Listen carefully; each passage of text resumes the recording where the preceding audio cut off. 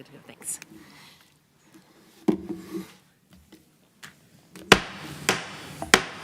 Good afternoon. I hereby call this February the 12th meeting of the Public Safety Committee to order. Before we begin our agenda, we always have an unofficial item of business, and that's to thank our police department, our fire department, and our emergency management departments for the work that you do. I say this often, I truly believe we have the best public safety departments in the United States of America, and every time we can tout that, we're going to do that. So again, thank you for the work that you do, and we look forward to the continued partnerships. For those who aren't aware, our agenda is comprised of two particular parts. One is consent, one is the general agenda items. Consent agenda items are typically approved with one motion unless a member of this council or committee asks that an item be pulled for consideration. Members of the committee, we do have information that tells us we need to pull item C2 into our next order of business without... Move to approve the balance. Second. We have a motion to approve the balance, and that's without consent agenda item C2. This will be a voice vote. All in favor, please say aye. Aye. Opposers? That is unanimous. We'll now move to the general agenda. Madam Clerk, if you'll call the first item, please. Item G1, update regarding 4th Police District proposal. Captain Allen. Good afternoon, everybody. Chief Allen. I gave you a demotion. Let's say it right. Chief Allen, forgive me. That's okay. It's good to see you again, Chair Taylor, members of the committee. As you know, we've presented this item the last two public safety meetings, presented all the information to you about the proposed jurisdiction of this district, some statistics for you to look at. And so I'm here today to answer any questions you might have regarding District 4. Are there any questions for Assistant Chief Allen? Seeing no questions, Councilmember Larson is recognized. Just a quick comment. How does this interface with the downtown patrol that we currently have? So we will be working through the logistics of the implementation of this district over the next few months. Downtown, currently, the bike patrol will be part of this area, and so we will put all that. That will also be part of the current downtown area. They will be part of this district. Is anybody looking at horses anymore? No, sir. Okay, just checking. I am not the person looking at horses for sure. I ran that to the ground a couple years ago. Well, Thank you very much. I'll say when we first started the district police office process, we talked about at that time if there was a need to expand based off the data, the facts, the statistics, we do so. The staff have brought this proposal for us. We've reviewed it thoroughly. This is not an action item. However, this is information items. Considering there's no further items to be discussed, we'll move forward. Mr. City Manager, please keep us updated as we move forward with the 4th District. Thank you. Thank you all for the support. Thank you, Chief Allen. Item G2, please. Item G2, Winston-Salem Police Department 2023 year review. We recognize our police chief. Chief Penn, you have the floor, sir. I hope you will. Good. Good afternoon, Chair Taylor, members of the committee, members of the council. Good afternoon. As we are well into February, second month of the year, it's important to look at 2023 and let's look at some key items. Let's look at crime. We want to look at initiatives, and we want to look at staffing so everyone has an idea of where we came from and where we're going.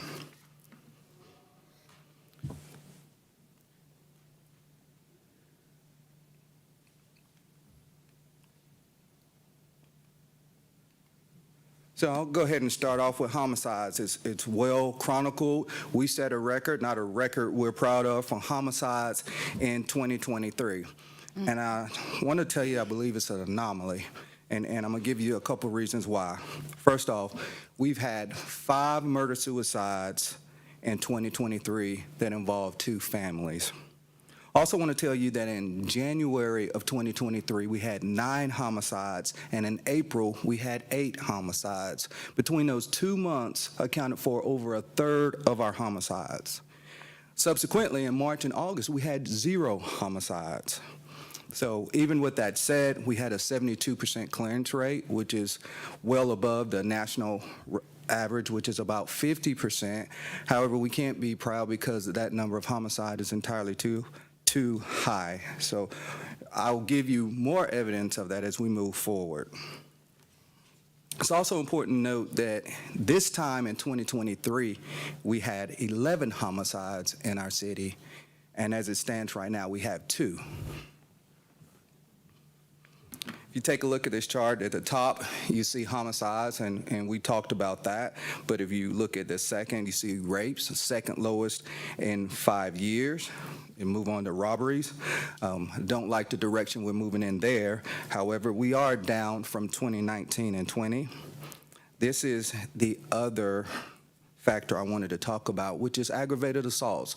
Aggravated assaults are those assaults that involve weapons, i.e. these are the non-fatal shootings and stabbings, and they're significantly down. Now, everything I learned, the statistics say this is an anomaly. We had significantly less shootings. However, our homicide rate was the highest it's ever been. So, also, I want to show you that our burglary is second lowest that we had in 5 years. Our larcenies are significantly lower, and then our motor vehicle thefts were up, but we feel like that's in large part to the Kia Hyundai TikTok social media challenge. Some of the initiatives you know about, so I'll breeze through them. And the first set are the downtown bar patrol, downtown augmentation, and directed patrol on Burke Street. These are ways we augmented downtown because, as we've spoken about and Chief Allen has presented, we just have not staffed the downtown area in a manner that's consistent with the growth in residential and businesses in the area.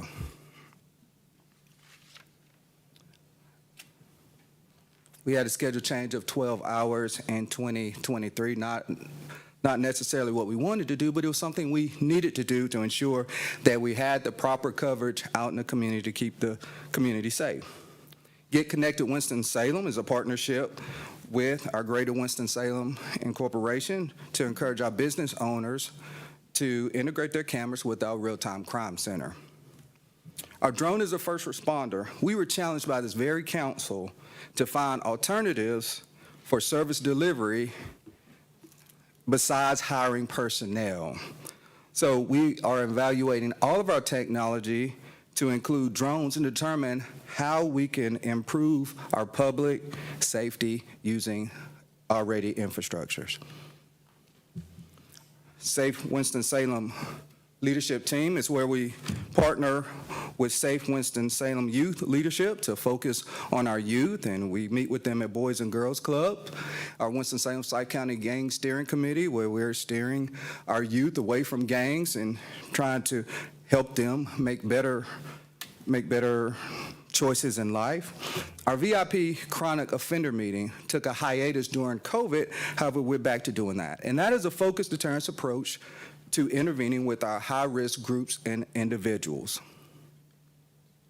Moving with our Project Safe Neighborhood is a holistic approach to crime reduction where we partner with all of our local, federal, and state law enforcement agencies, as well as our U.S. Attorney's Office, District Attorney's Office, and community partners to offer resources to some in our community.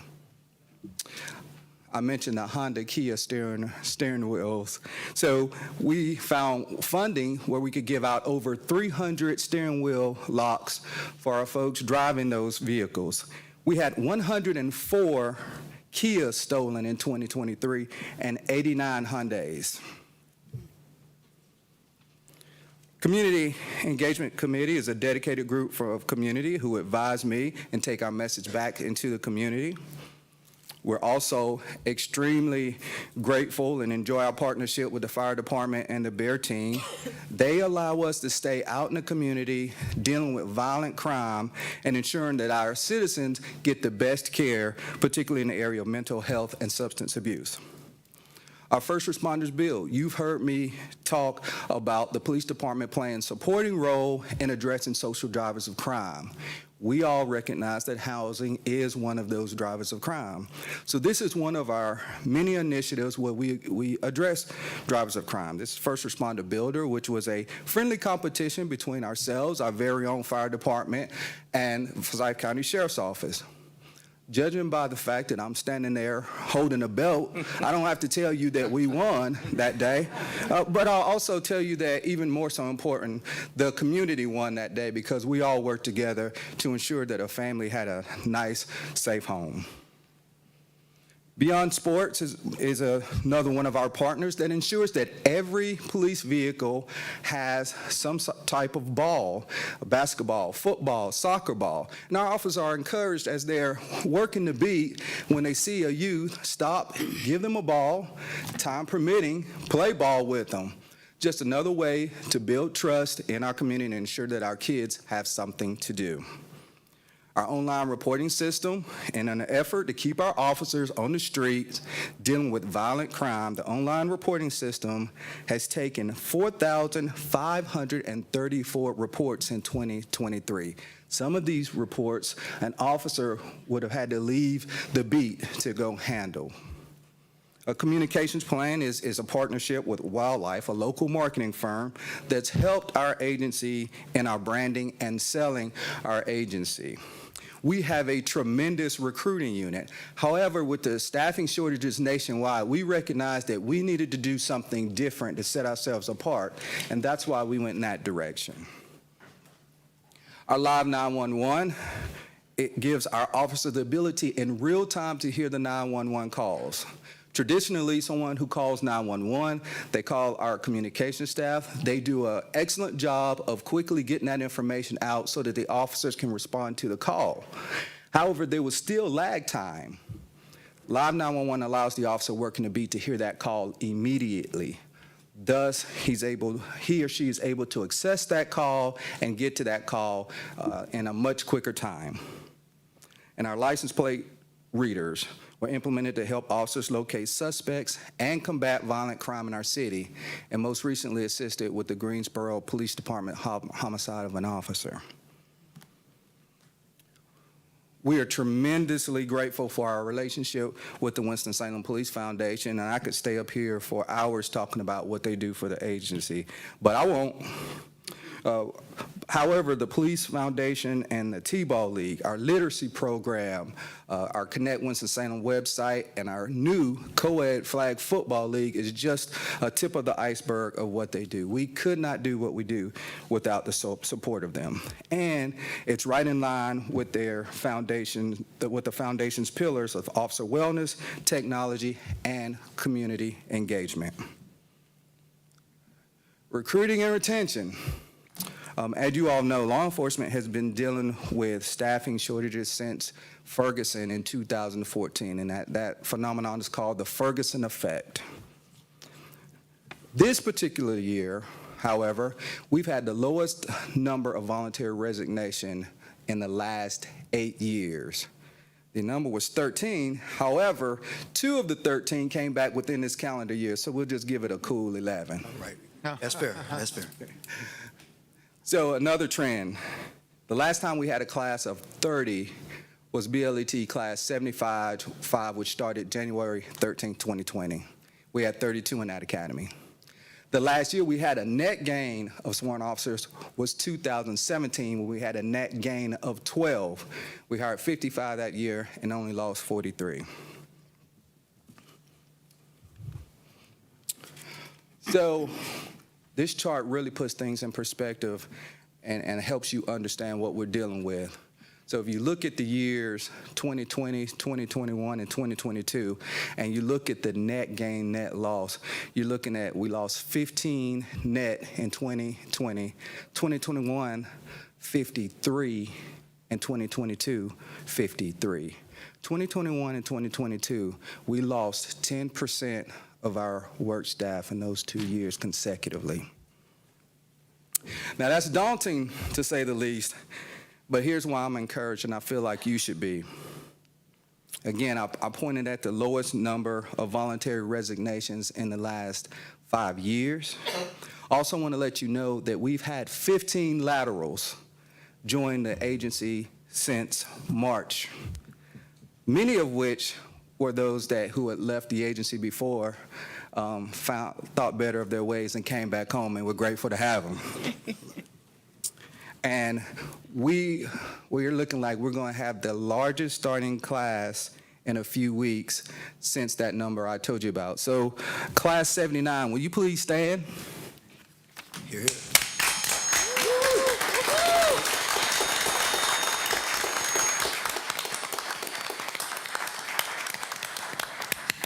And that's not all of them. We have some who are working tonight, and then we have some doing ride along. So again, I'm encouraged, and I hope you are as well.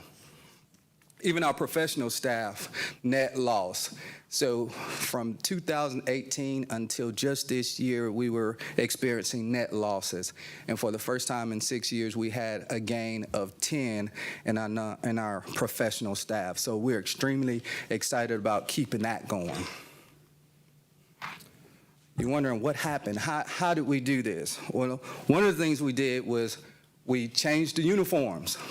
So we realized that these fine folks behind me are willing to work in 100-degree weather, negative 20-degree weather, and they're willing to give up their lives for the safety of this community. All they're asking is to be comfortable when they did that, and I think that's a fair trade-off. Also tell you that we changed the facial hair policy. I may have benefited from that as well, but if our community is wearing beards and we want our community to be police officers, then we need to be wearing beards as well. I mentioned to you earlier that I had an external committee that advised me of the community, but whatever I did there, I need to do inside as well. So we have an internal steering committee where our employees have a voice in what's going on with the agency. Also, employee recognition. When you have an agency as talented and good as ours, sometimes you get a little spoiled. So we've been intentional about our employee recognition and showing our folks how much we appreciate them. The recruiting initiative as well. Updated recruiting website, as well as our social media. They go hand in hand. What any expert will tell you in recruiting is that this particular applicants, they look at your social media first. So before they go to your website, they look and see if this is a place that we want to work.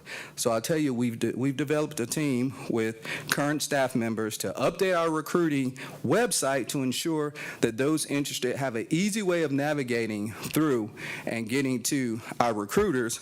But as well, I know all of you follow us on social media, so I know you see the great work that's being done by our social media team. Here's some example. 75% of our applicants state that that is the reason they applied to our agency. And I mentioned the uniforms earlier. I know that seems like a small thing, but at least one person in this class said that they saw our uniform on social media, and that put us over the top when they were making a decision. I also never thought I'd be looking at these things when I joined the police department. However, it's important. We've had 4,000 followers to grow on Facebook, and we've had 2,500 followers on Instagram to grow. And then also 865% growth in 3-second video views, 1,800% growth on Facebook engagement, and 1,300% growth on Instagram. Those aren't typos. Our social media strategy is three-pronged: recruiting, education, and highlighting the great work that the men and women of the agency are doing. So I'll end with this. We're encouraged that we will see for the first time in years a net growth in sworn and non-sworn this year, particularly with the continued support of the council, city management, our community, as well as the employees. I'm confident that's what we'll see. Any questions? I know that was a lot. Any questions for Chief Penn? We'll start with Councilmember Scipio. Excellent report, something to brag about. We always need that. We're so excited to see our new recruits. I congratulate all of them for being courageous to step up to this wonderful profession. In your report, under Project Safe Neighborhoods, you indicated there was a partnership with UNCG.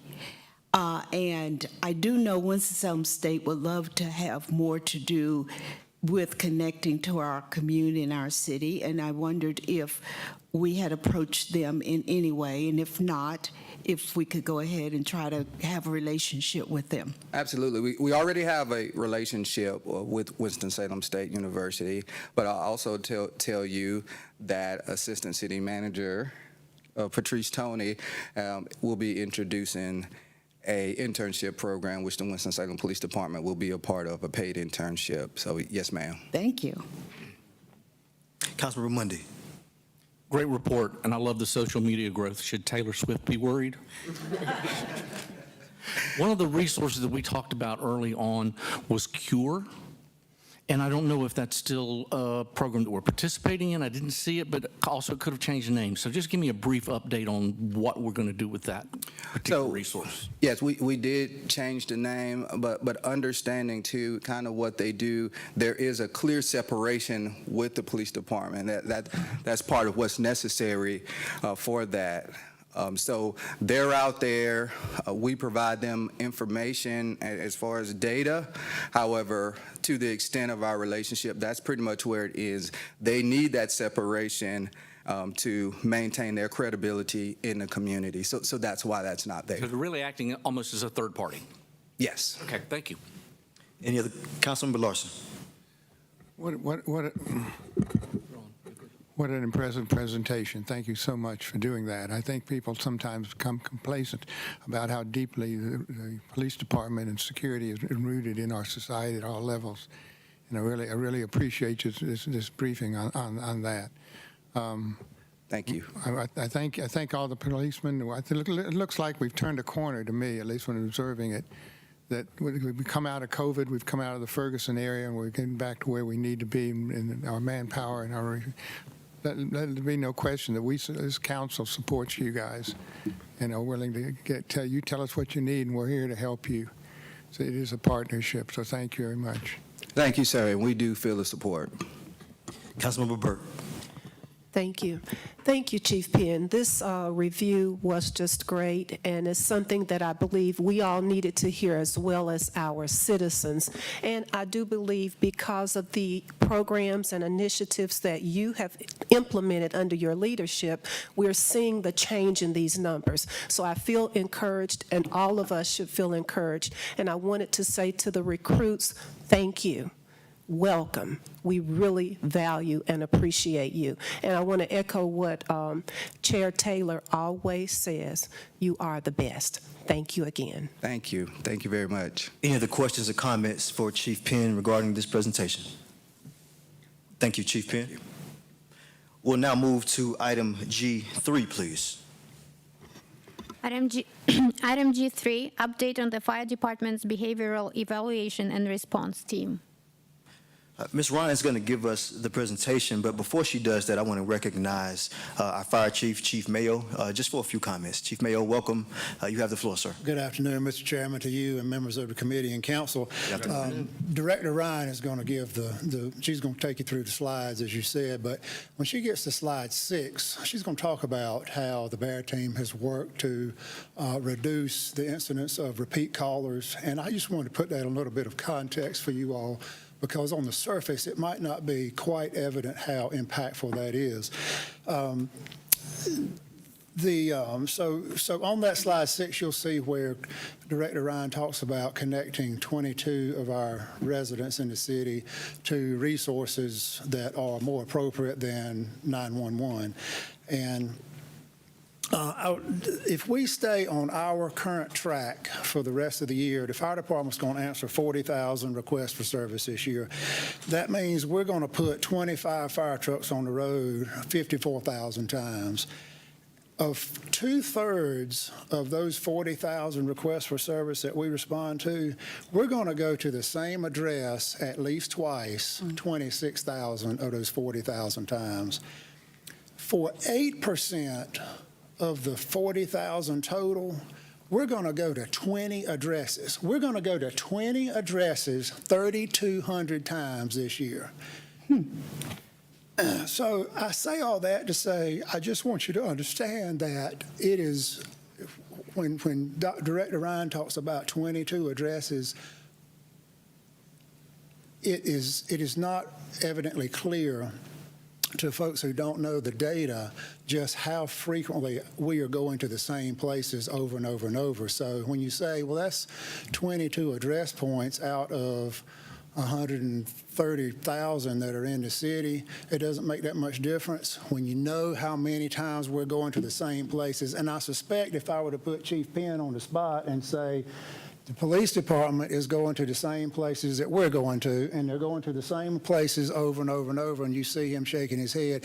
We, EMS, police, we're all going to the same places over and over and over. So it might look like a small number, 22 on the surface, but the fact that we're not going to 22 people over and over and over and over is way more impactful than you all might imagine. Fire's not going, EMS is not going, the police department is not going, they are not calling 911, and they are not using the emergency departments nearly as frequently for their primary care physician. So I just wanted to bring that to your attention, you and the committee's attention this afternoon, Mr. Chairman. I appreciate you allow me to do that. And now I will turn it over to Director Ryan, unless you have anything for me.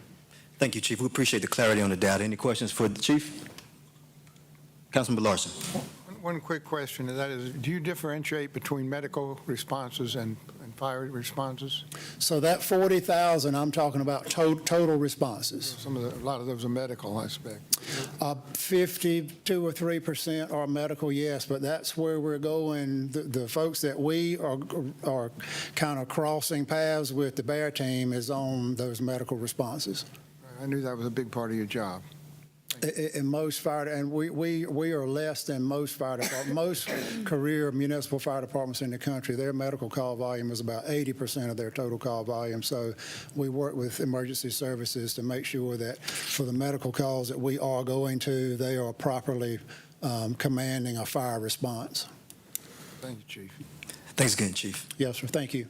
Director Ryan, thank you for being here with the information, and you have the floor. Good afternoon, and the Taylor, excuse me. Good afternoon, the council and the committee, and I really appreciate the opportunity to give the update today. So, okay.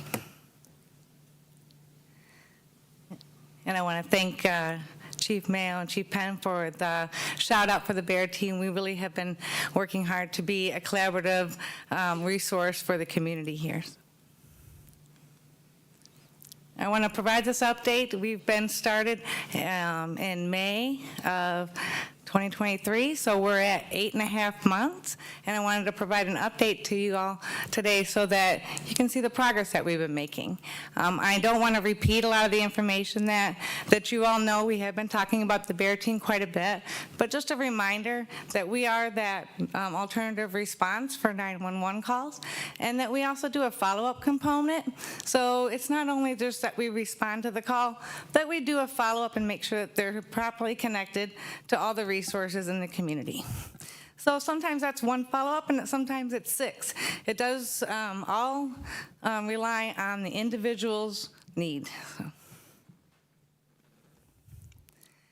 I wanted to give an idea today of really how the Bear team measures themselves and how we know if we are being effective in the community, and present that to you today. Some of the things that we measure are we reducing the burden of 911 system, law enforcement, fire, EMS, and the hospitals? So we want to measure to make sure that we are actually being proactive in doing that. An example of how we do that is what Chief Mayo mentioned earlier, reducing some of those repeat callers and making sure that we are doing that follow-up is evidence that that's how we're working towards reducing those calls. Arriving on scene, I really feel it's very important that if we're going to replace and be that alternative for law enforcement, that we respond briefly and quickly, and that we are in that time of need. So I do pride ourselves in the Bear team of doing that. Our benchmark is 30 minutes, and as you see, we're doing well within that. Providing evidence-based crisis services, making sure that we're doing successful engagements, connecting clients to appropriate service, and reducing future crisis. So that is the work that our crisis counselors in the community are doing. They're all trained to make sure that when they come to an individual, that they're not getting turned down, getting those refusals, that they're being engaging, they're taking those extra steps to make sure that the individual is comfortable with receiving services from them and that they'll call them in the future. Making sure that it's the appropriate service for the individual. So that's where the BEAR team does remain unique, is that we have the ability to access every service for the individual. We're not a service, so we call everyone, the community at hand, to say, this is what would help this individual, and we help walk them through those doors. And in turn, that helps reduce those future crisis episodes. So as I mentioned earlier, we're through May 15th through January 30th, so this is where the data has collected from. At this point, we're at 1,822 requests for service, and that's from the 911 or any other agencies, so we do get referrals from EMS and fire as well. We've done 1,012 follow-up consultations. That's what I mentioned earlier, making sure that they're connected, and 386 community referrals. So we are really working to make sure that if calling 911 is not comfortable for an individual, that they call us directly, and that other providers are helping individuals call us directly when it's more comfortable for them. We get about an average about 7 requests per day. The average response time, like I said, we try to make sure we're under 30, but we're right now at 11:07. So we're really making sure that when we get a call that we're very responsive. And just a reminder, this is 24 hours a day, 7 days a week. And the average time on scene is about 94 minutes. So every response is individualized. So it could be, that's our average time. It could be 20 minutes or it could be 5 hours. We never know, and we come prepared to make sure that we can do what's needed at that scene.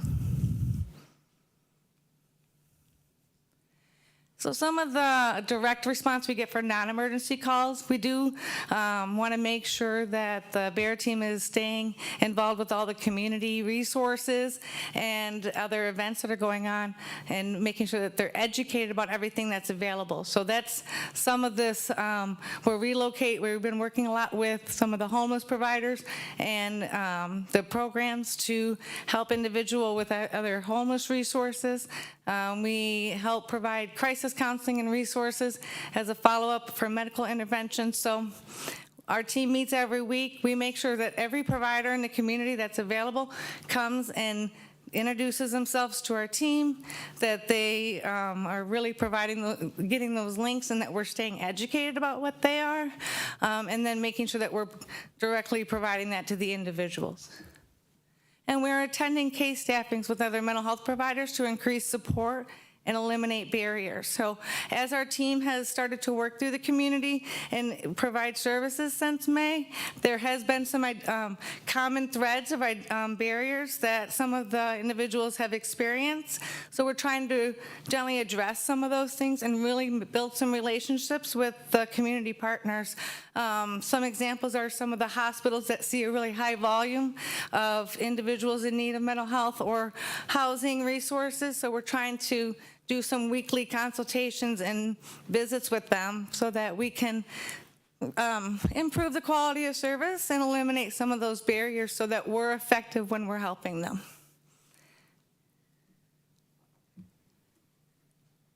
So reducing the repeat callers, the BEAR team really embraces callers that are reaching out for help multiple times. We would obviously prefer them to do that than harm themselves or harm anybody else. So we do look at this as that opportunity, like they're really interested in getting some access to help. So that to us is an opportunity to really wrap around them. They are seeking those help. They are calling for help. They're not the silent one that may do something that would be surprising. So we really take a lot of care with individuals that call frequently. And since then we've had, we started out with like a list of 26 clients that called 911 2 or more times per week, and oftentimes it was more than that. 22 were connected to services, and they no longer call 911. And that was a kind of a reference what Chief Mayo was referring to. So we have really resolved their crisis episodes to where they're not in need of emergency services anymore. We have 2 that now call the BEAR team instead of 911. So we do have some that do have some chronic issues that are going to be reoccurring, and so we did kind of just change that resource to be more appropriate. So they do call us directly when needed instead of calling as an emergency response. And we have 7 clients that request fire EMS several times per week. And all 7 were connected to medical substance use services, and they've eliminated the recurring requests for services. So an example of some of the fire ones were people that require like lift assist or their frequent medical issues.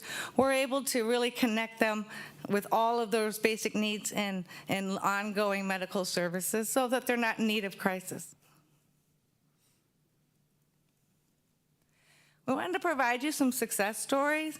I know oftentimes when discussing mental health, people think about the individual that they see when they're driving by or things like that. But I really wanted to remind the community that sometimes crisis is an opportunity, and we can really help move and help a whole family system when we do have some success with the individuals. So I want to give you some examples of what that is. We had a 25-year-old man with intellectual disabilities, diagnosed with anxiety, depression, and he called 911 2 or 3 times per day for the past 4 months. So he's getting very well known within the community. The clients, he would wander around the city seeking activities, but would end up confused, afraid, and unsure of what to do. The client's mother was his legal guardian, and we would get calls from many different providers with this individual because he did appear concerning when going through the community. The BEAR team was able to connect with the client and get him into the Daymark Act team. That is a little more intensive in-home service for mental health services through the Daymark program. And so that kind of, instead of calling 911, he was able to call that provider directly. So the client, and he also calls the BEAR team directly, and we work together. So if the BEAR team is called, we call the ACT team. We stay connected as one provider to help the individual. The client's mother had recently passed, and he was the guardian, or she was, and now we're able, because we were working together already, instead of that being an additional crisis, we were able to help get them fully supported into a care home and help move that guardianship. And instead of that being, an additional pressure for that individual that was already going through a hard time. So this is an example of what we consider successful, which may look different for everyone. But when we know that someone's safe and that they have the support and the services, that is our example of success. Another one we had was a 13-year-old male who was reported as a runaway, was located by law enforcement.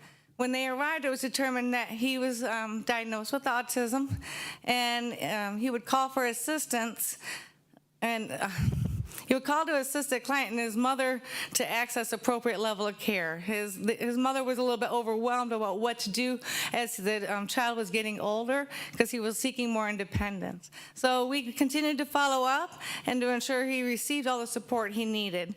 A lot of times individuals with any intellectual disabilities, they change, their needs change as they get older. So it is important to wrap around those family systems and to do it in the home and to be really present with them. So that was successful because it could have been very dangerous for him as he was running away frequently. And then the final story we have is a 54-year-old man, female, reported naked in the grocery store at 6:30 on New Year's Day. And we were dispatched out to assist. The client was withdrawing from substance use and reported she needed someone to pay attention to her. So it was intentional that she disrobed at the store in hope to get some services. The client was from Greensboro, and she had been kicked out of the local shelters. We were able to assist her getting back to Greensboro and was able to gain access from the religious community until the public service reopened, as it was a holiday that day. And this is my final report, and I want to remind everybody, this is the call directly number, is the 336-705-3668. We do want to remind the community they do not have to call 911 to access our services. So thank you for your time. Thank you, Director Ryan. Are there any questions or comments about the presentation? Councilmember Mundy.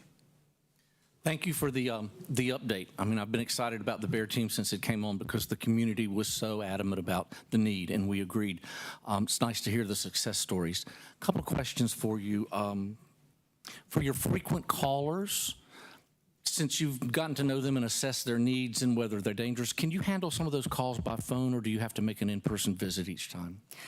So there are some times that we can handle them by phone temporarily, but we have a policy that if you have just a couple calls, that we do a check-in physically. So if the individual may call during the middle of the night and they're okay with communicating, we lay eyes on them in the morning.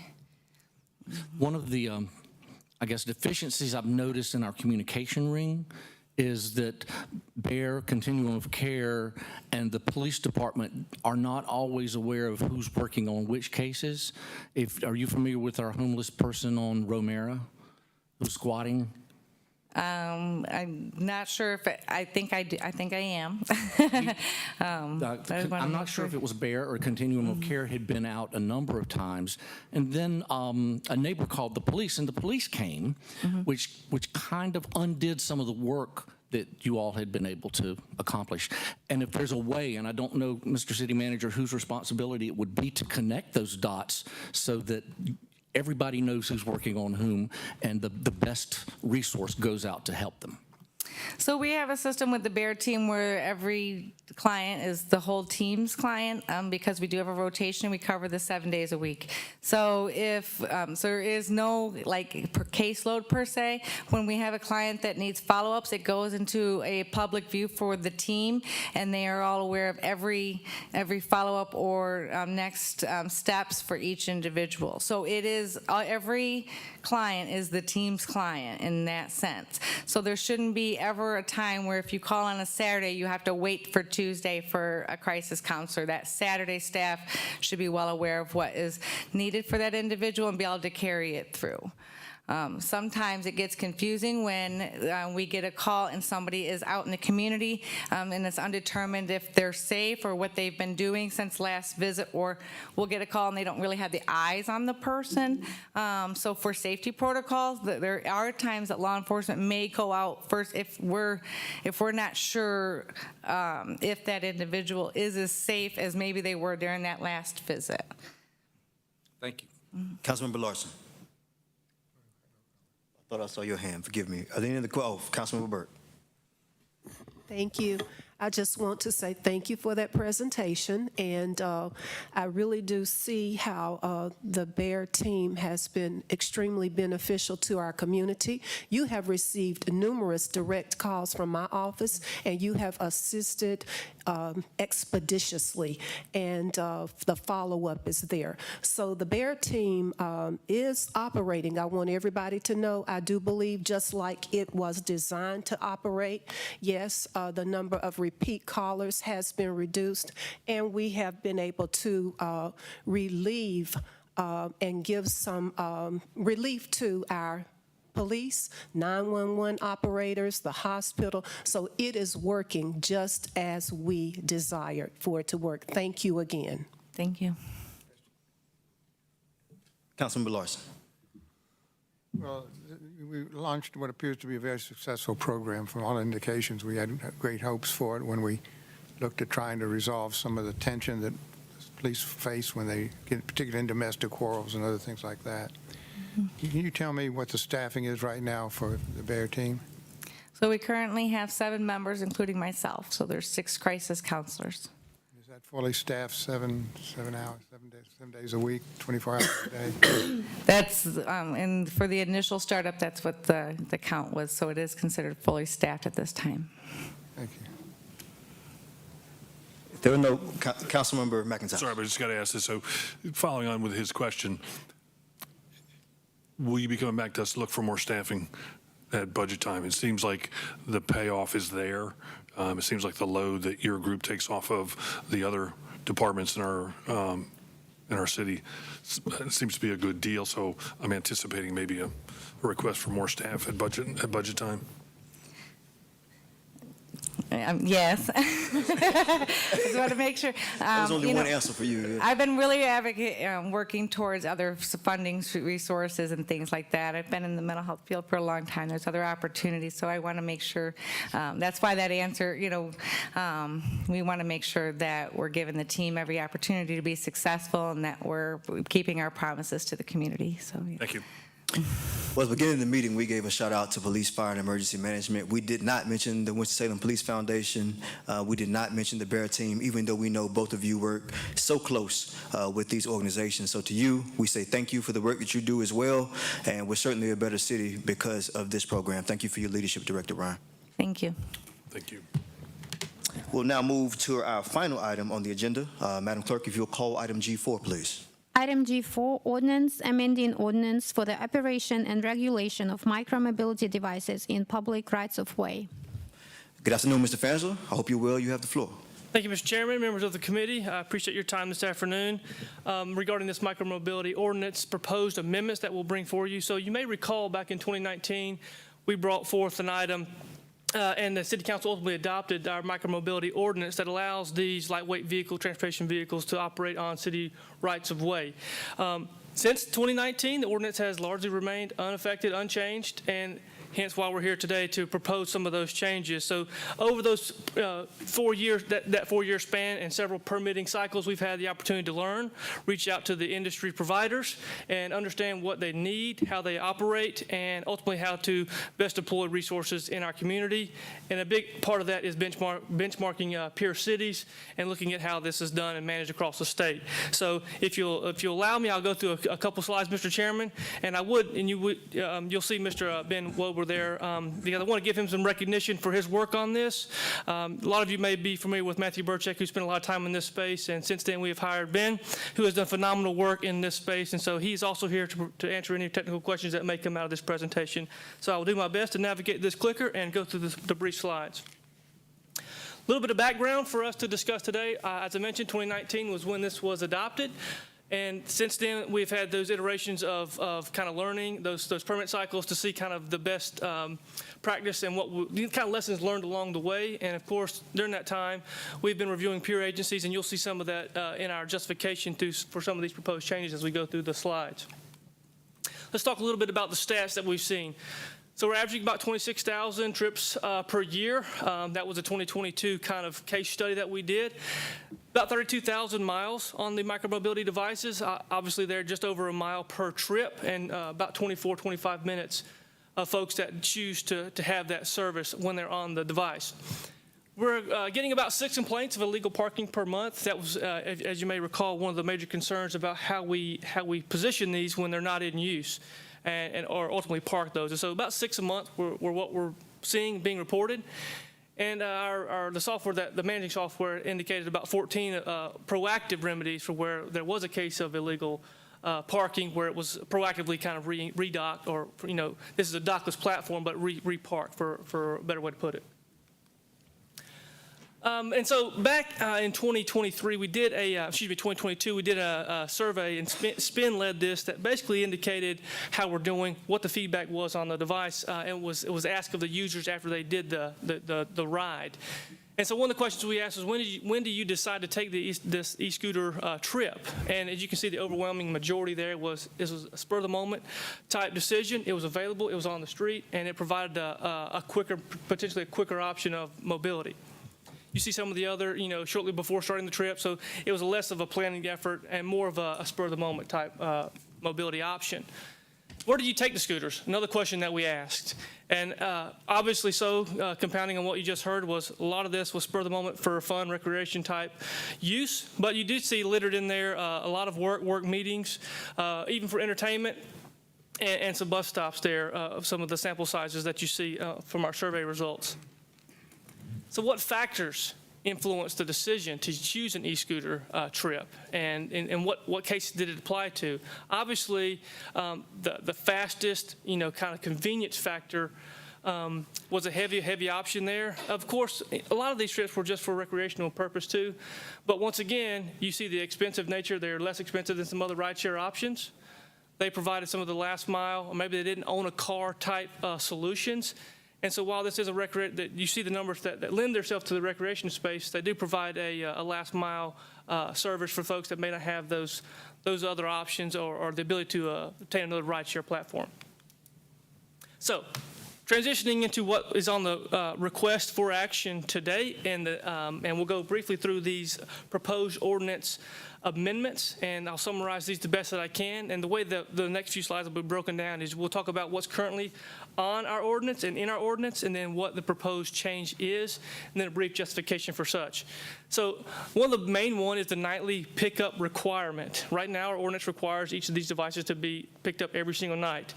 And a lot, kind of justifying that, to the providers, that was a heavy ask for staff for them to be able to facilitate that every single night going back and picking these up. So what we are proposing is to allow the devices to remain in the right-of-way.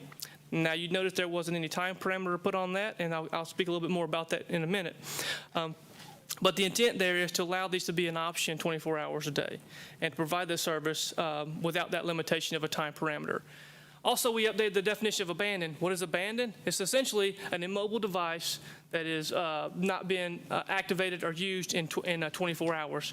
And we would have them go see what's going on with that service, that actual particular device, and then reissue that, maybe relocate it to where it could be used. But we're changing that to a 72-hour, proposing that change to a 72-hour abandoned type classification to allow that flexibility, just to allow the providers a little bit more flexibility to go get these things if they're not being used every single day, essentially. And as you notice the justification there, all of the cities in SPIN, which is a provider that we used to have, all of their cities in the South region don't require that nighttime pickup. Operating hours, I hinted to that. We're proposing a 24/7 kind of method. Durham is a case study. You heard me mention that we've done some benchmarking of peer agencies. And Durham has proven this model, not requiring an evening pickup for their devices.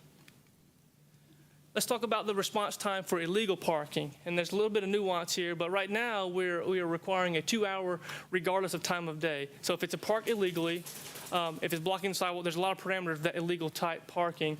2 hours they have to currently respond and correct that. That was a lot of challenges with holidays, with weekends, with after hours, always having an on-call type nature of the provider. And so our proposal is to still require that during normal working hours when we see probably the most of our use. But of course, on the weekends, maybe after hours, it's a next practical day remedy where we would require them to go back. Gives them a little bit more flexibility in their response time to correct some of these illegal parking. And you see Durham and Raleigh both have proven this model. Local office requirement is another one that was a challenge, proven to be a challenge for the providers, was requiring them to have local presence. This is a technology-based solution, and the local piece of having a kind of a warm body in the seat here, when they were typically hiring contractors to go out and do the deployment, setting these back up, it was a burden and really a requirement to have a local presence and really limit the competitiveness for multiple providers to be wanting to provide services in Winston-Salem if we continue to require that local presence here. And again, none of the South region of the SPIN, our previous provider, had that requirement. Sidewalk riding detection. So our ordinance currently requires the device to have technology on the unit that can dictate where the device is and deactivate that should it be riding on the sidewalk. Because as you all are aware, particularly in the CBD, we do restrict these devices on the sidewalk for use.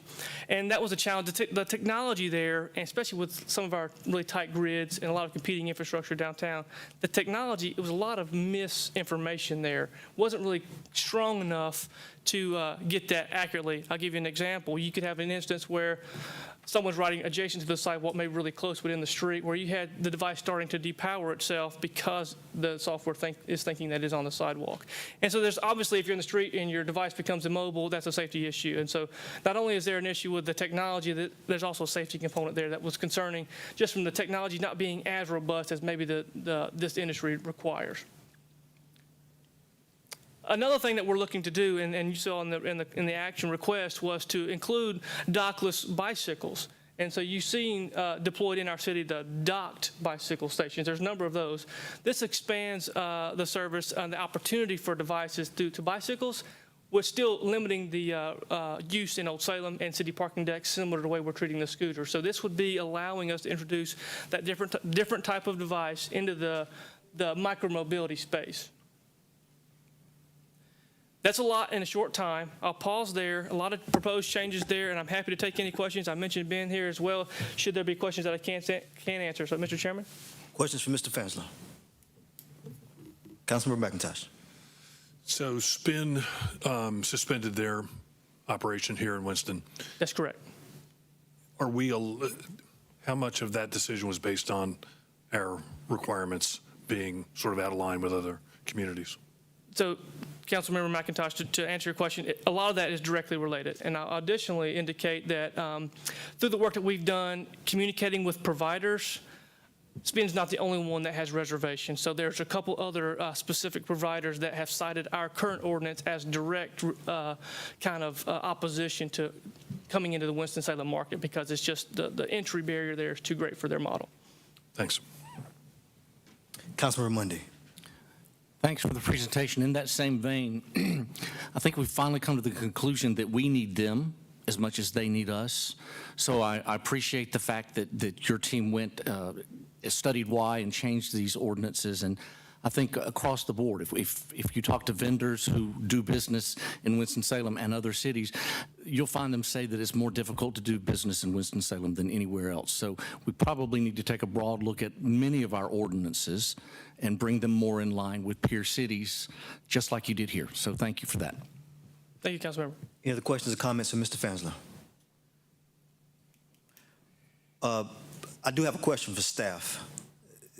It appears that this item is for information purposes regarding the amendments. Now, are we looking for action tonight, or were you preparing to bring the information and then come back at an alternate time? We're looking for a recommendation to move forward. But well, can we get a motion on the floor? Recommend or make a motion to move forward with this recommendation. Is there a second? Second. Discussion. We have a motion. It's been properly seconded. Considering there's no further discussion, we will move to vote on this item. All in favor, please vote yes. Opposers, no.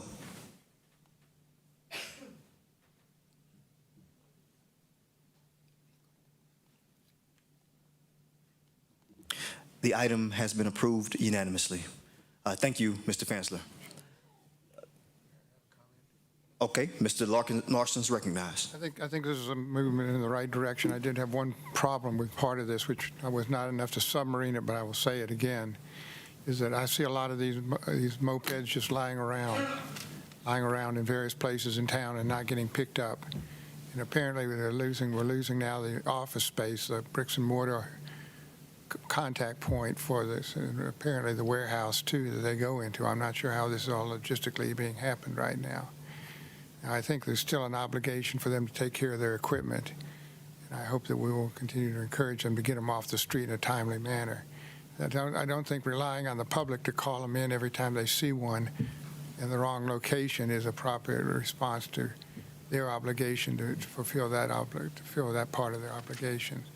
So this relieves them of a man cost of a man station for operating this place. It gives them more flexibility in the times that they can operate. It's really giving them a lot of more flexibility. All I'm asking is, let's not forget that we need to be responsible and get these things out of the way at night, the next day.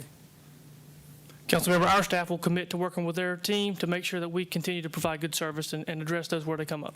Appreciate it. Thanks again. Thank you for your comments, Mr. Larson. Is there any further business that should be brought forward for the good of the order? Considering nothing further, we're considering this meeting to be adjourned. Thank you.